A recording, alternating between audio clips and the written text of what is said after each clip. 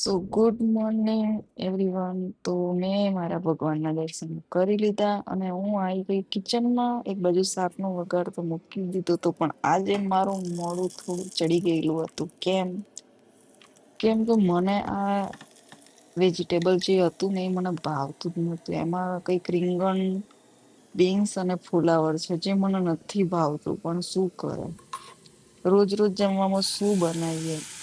તો પછી મેં એ શાક, મિક્સ શાક જ કહો ને આપણે ટૂંકમાં, પછી એ મેં વઘારી દીધું. પણ ભાવ કે ના ભાવ, હવે પેટનો ખાડો તો પૂરવો પડે ને, શું કરીશું, પેટમાં કંઈક તો નાખવું પડે ને. તો ચલો ને, ચાલશે એમ કરીને પછી વઘારી દીધું. અને એક બાજુ મેં થોડા ભાત મૂકી દીધા હતા. કેમ કે શાક મને ભાવતું નતું, તો એમ થાય કે ચલો ને થોડું ભાત ને શાક ભેગા કરીને ખાઈ લઈએ તો ચાલે. અને પછી ફટાફટ રોટલી બનાવી દીધી. રોટલી તો બહુ બનાવવાની હતી નહીં, તો થોડી સહેલી જેટલી 2-3 બનાવવાની હતી. રોટલી બનાવી દીધી. એક બાજુ ભાત બી થઈ ગયા હતા અને શાક ચડતું હતું.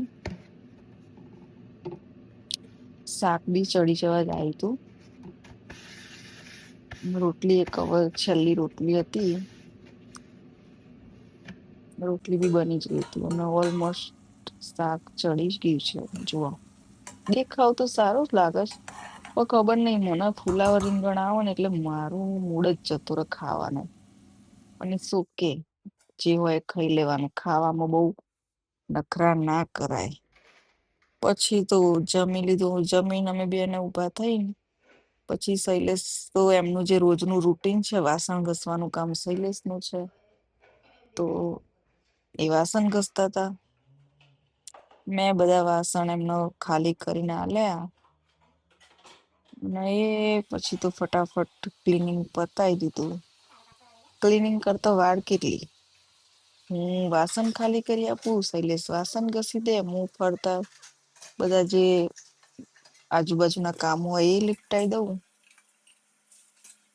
2 મિનિટ, ઓછામાં ઓછી 10 મિનિટ, 10 મિનિટમાં તો હું ને શૈલેષ ફરી વળીએ ને એટલે બધું કામ પતી જાય. હવે તમને એમ થતું હશે કે રોજ આના હસબન્ડ જ્યારે જોઈએ ત્યારે વાસણ જ ઘસાવતા હોય, શું કરીએ, એમનું કામ આપણે કરી લઈએ, આપણે જોબ નહીં કરતા, તો પછી વાસણ એ બી ઘસી લે, એમાં કઈ નેનમ ના આવે.